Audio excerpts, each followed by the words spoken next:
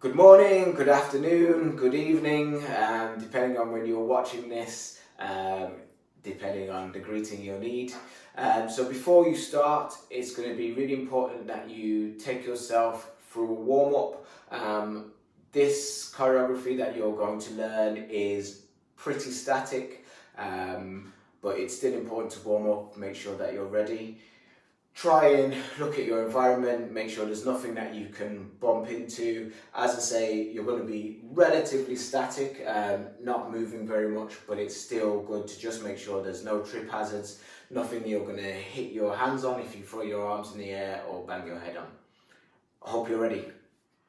What I neglected to say is my name. My name is Junior Cunningham, and the choreography that we're going to be going through today is entitled Mary. What I'm going to endeavour to do in this tutorial is to take you through my choreography and also to try and give you a little bit of insight into the way I drew material out of the interviews and the things that inspired me to create certain movement. What I want to make sure I do for you guys is try and make everything as clear as possible. What I'm going to be doing is, rather than referring to left and right, I'm going to refer to closest to the camera and further away from the camera. So for instance, I'll say, start with your left shoulder closest to the camera, and then from there on out I can say, the arm closest reaches, the arm further away reaches back, move towards the camera and then away from the camera, just in order for us to establish a language that we can then use to go on.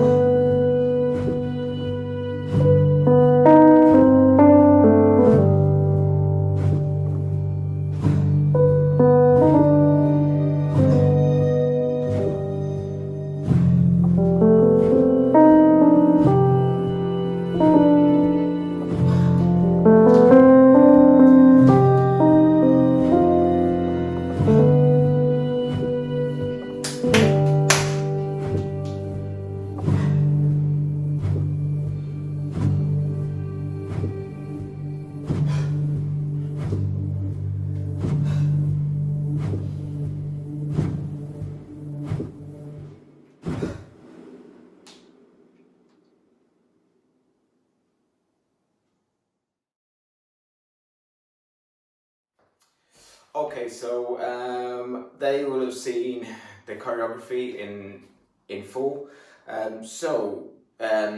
Where it comes from for me is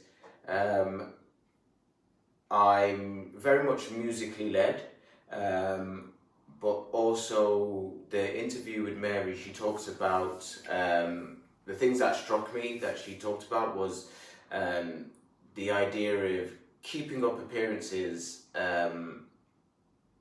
and trying to always put a brave face on things. She talks about this idea of feeling trapped, and probably a running theme with all of the interviews that we heard. She talks about this feeling of isolation. What I decided to do, like the main structure for me, the way I filmed it originally was in a very small space, and I kept my feet rooted to the ground, which gave me that feeling of not being able to break free. And there's moments she mentions feeling like, and she refers to a butterfly, and the moments of openness for me are either that image of me becoming a butterfly or seeing a butterfly. So it's that thing. It's the freedom. It's the freedom that a butterfly would hold, and the other sort of main thing that I really used. She describes her feeling of loneliness being like a small circle within a larger circle, and sometimes you're in the center of the larger circle where you feel comfortable and feel looked after, but a lot of the time you're on the outside of the circle. And so in the movement I try to encompass circles quite a lot. I hope that will help you sort of find the kind of emotive element to it. What I'll do next is I'll start to break it down. Okay, so this choreography is meant to kind of be seen from the waist up, so just below the hips up. Your knees are going to play a big part, so you're going to have lots of bouncing in your knees. What you want to do is you're going to stand with your left shoulder closest to the screen, and then from here on out we should probably not need to refer to left or right. It will be whatever is closest to the screen, but if you start with your left shoulder closest to the screen on a slight diagonal, this will help. So arm closest to the screen is going to start high, and then after that, where your hands move is going to be up to you. My hands play a key role. There's constant tension in my hands, in my arms, in my stomach. I kind of feel that everything is being pulled in. What you're going to do is you're just going to have a bounce of the knees, and it wants to be this short, sharp motion. It wants to feel like almost like somebody's taken your knee from you, but you catch it and you hold it. I think my hands kind of respond to my knees every time. I tend to do at least the first section with my eyes closed, but obviously watching this you need to keep your eyes open. So you want to start in quite a hunched position. As I said, everything really tensed in, and we're going to take a drop with the knees and a drop with the knees. We're going to take 5 of these drops. Each time I want you to just explore what happens, the movement in the body. So we take 5 drops. We go 1, 2, arms are allowed to move, 3. On 4 and 5, I want you to really play with the arms, so open them a little bit more and maybe bring them in. It's up to you, but I just want something extra on 4 and 5. We're going to keep going. On 6, you allow yourself to buckle and open up. You really want to have this moment of freedom. What I want you to do is shoulder closest to the camera. That really allows you to drop down, and then I want you to open your chest, your neck, your chin up in a big circle as you come all the way around to being as far away from the screen as you can, only to drop back in. Feel free to rewind and carry on if you need to. So we've just dropped and we've come up. Arms can float and go wherever they need to go. We are going to drop in, back into our bounce, back into our hand grab. 2 big ones of those. On our 3rd one, we drop again to have a circle around. And here what I'm thinking about doing is, as I drop, it wants to almost be like the motion of the big arch that we had.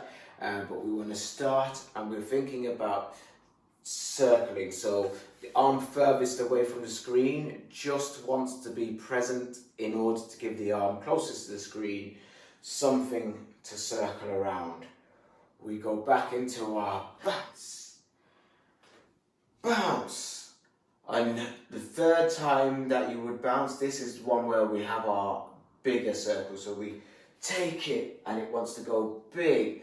We're going to bring our arm around our hand as we did the first time. We're going to join our wrists to circle and come under. Now this is probably the most complicated move of the section. So as you come around, arm closest to the screen circles the other. As it passes, you join your wrists together to switch your wrists under, to keep the first arm circling around, to go into the hand. Once it's in the hand, it's cradled by the arm furthest away, so your right arm probably. From here, I take this moment of hit and hit and. Now, for myself, I really hit. So I really hit my head and I really hit my hand. And my hand's kind of opening and closing as I go. Hit and hit and. Depending on how you feel, will depend on how hard you want to hit your hand and definitely how hard you want to hit your own head. You can get the movement without hitting yourself. So we've just gone bound to open up, to circle round, to circle in, keep it circling, hit and. From here, we sort of take another bounce, and this is where we're going to really open up. This is where our butterfly, our float, our freedom wants to really take hold, only to realize sort of you're in a state, you're in this place, you just come back to a neutral, normal place before you realize everything is too much for you to then drop in.